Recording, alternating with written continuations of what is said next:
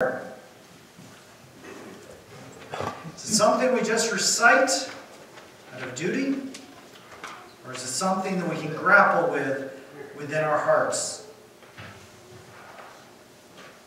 We'll lead us through a little bit of the Lord's Prayer. Our Father, who art in heaven. Yes.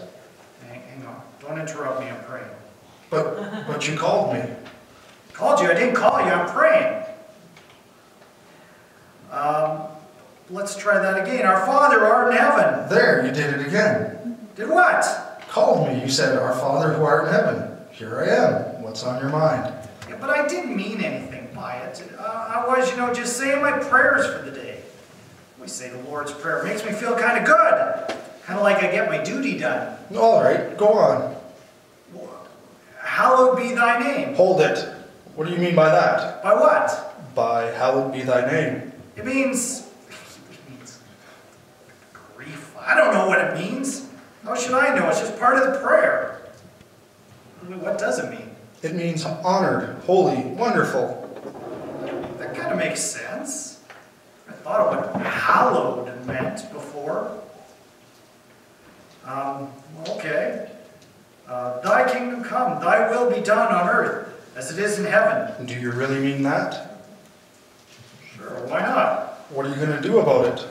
Doing nothing, I guess. Just think it'd be neat if you got control of everything down here like you have it under control up there. Have I got control of you? Control of me? Well, I'm standing in front of the church. That isn't what I asked you. What about that habit of lust you have and your bad temper? You've really got a problem there, and then there's the way you spend your money, all on yourself. And what about the kinds of books you read? Come on, stop picking on me. Just as good as the rest of all the other phonies at church. Excuse me? I thought you were praying for my will to be done.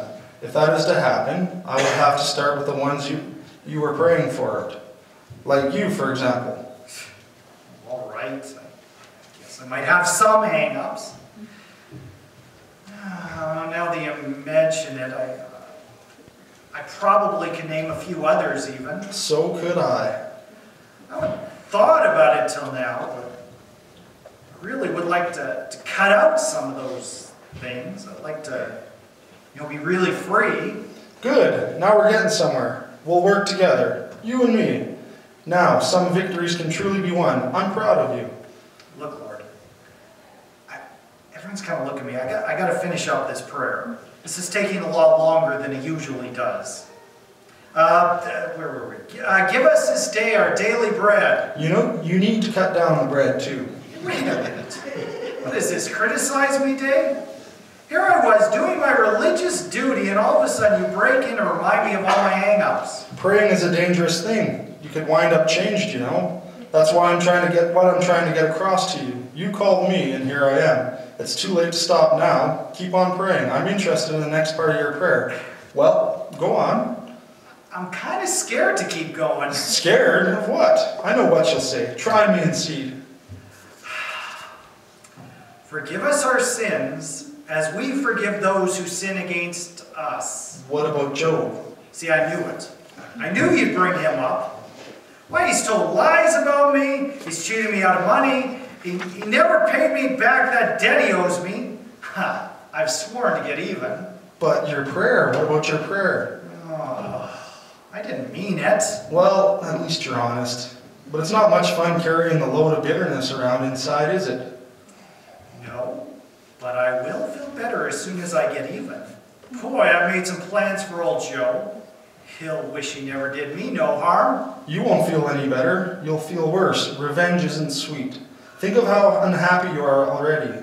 But I can change all that. You can? How? Forgive Joe. Then I'll forgive you. Then the hate and sin will be Joe's problem and not yours. You may lose the money, but you will settle your heart. Lord, I just can't forgive him. Then I can't forgive you. You're right. You always are. More than I want revenge on Joe, I want to be right with you. All right? I'll forgive him. Help him to find the right road in life, Lord. He's bound to be It's awfully miserable, now that I think about it. Some way, somehow, show him the right way. There now, how do you feel? Not bad. Not bad at all. In fact, I feel pretty good. You know, I don't think I'll have to go to bed uptight tonight. The first time since I can't remember.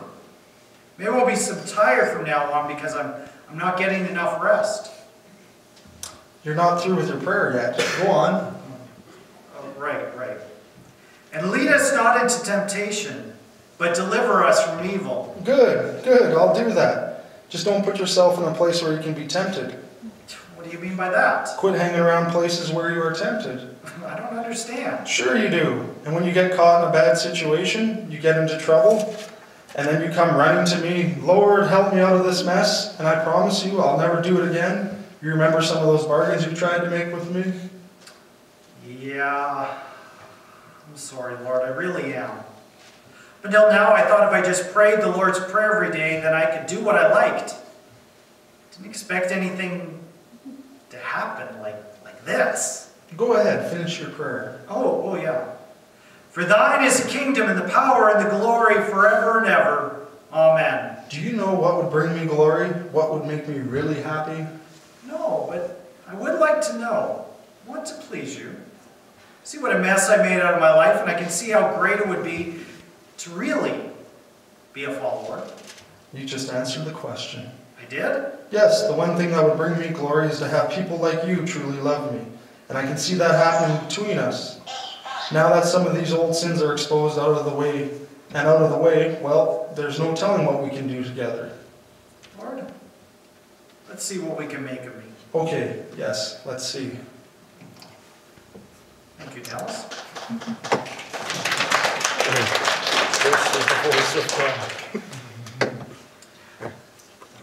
It's a gentleman by the name of David Yonggi Choi. He's pastor of the largest church in the world. It's in Seoul, South Korea. On a typical Sunday morning, he gets a few more people out than are here this morning. In fact, Commonwealth Stadium in Edmonton, his church on an average Sunday morning could fill it 15 times. Big church, 850,000 on a typical Sunday morning.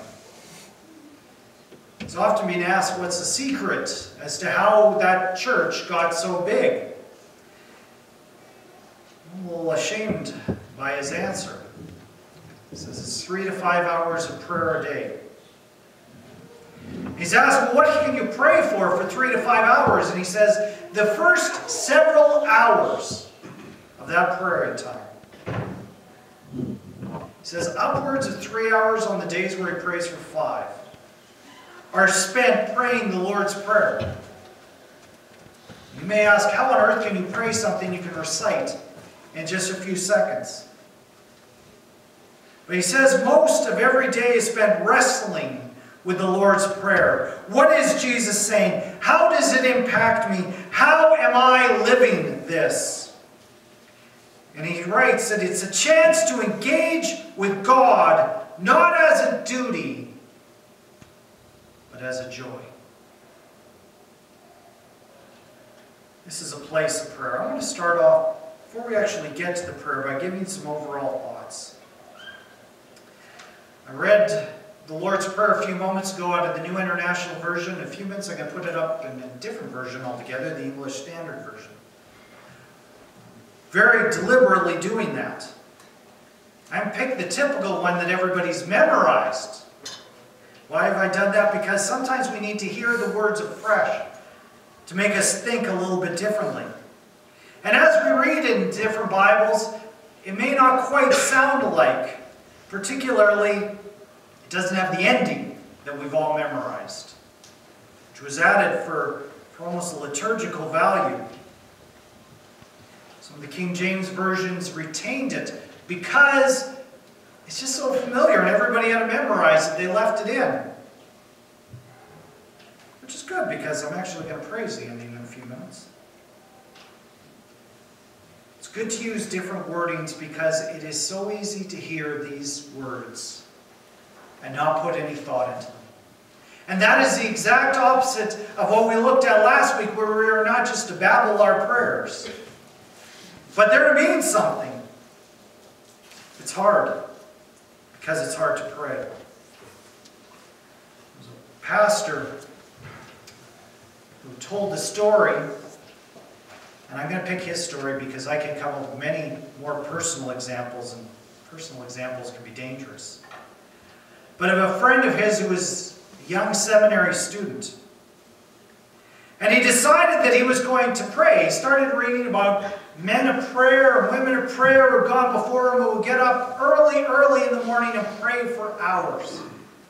And so he made a commitment to set his alarm for 5 o'clock in the morning to get up and to pray for 3 hours every morning. He had to be in class by 9 o'clock, so he figured he'd pray from 5 to 8. And he got up the first morning and he prayed at 5 a.m. fervently. He prayed for every classmate he had. He prayed for everybody he knew needed prayer. He prayed for every uncle and aunt and cousin and foe and everybody he could think of. And when he finally finished praying, he started praying for the cat that lived in the dormitory. And after going through all his possible prayers, he was exhausted, tired. I mean, boy, I prayed a long time, and said his amen and looked down at his watch, and it was 5:07. He tried it again the next morning. By the third morning, he was frustrated and just hit snooze on his alarm. He went to this pastor and said, "So, what do? I feel defeated. How can I pray?" This wise pastor says, "Can you give God, instead of maybe 3 hours, can you give him 5 minutes? That doesn't sound like enough." "Well, yeah, but how much are you giving him now? 5 minutes is more than nothing, isn't it?" And they made a plan.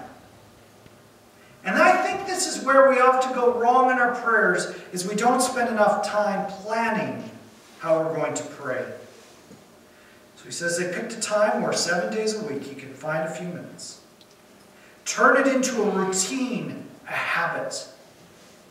He picked a part of the Bible to pray through that if he started to run out of things to pray for, he could refocus his mind back on the things of God. And then he picked a time where they could get together at the end and ask each other how their prayer lives were. So there was accountability. And you know what that young student said? He prayed for 5 minutes that first week, second week.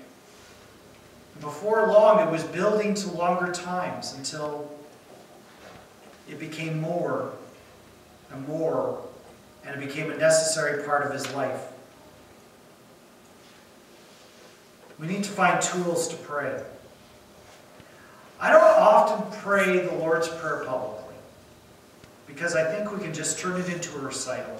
But I'll tell you, I pray privately very often. During different seasons of my life, it's even been daily. There are other tools that we can use to develop our prayer lives. The book that I just read out of, or kind of read out of, stole the illustration from, is actually one of those tools. I can get us more copies of this book. It's called Power Praying. It's caused a little bit of a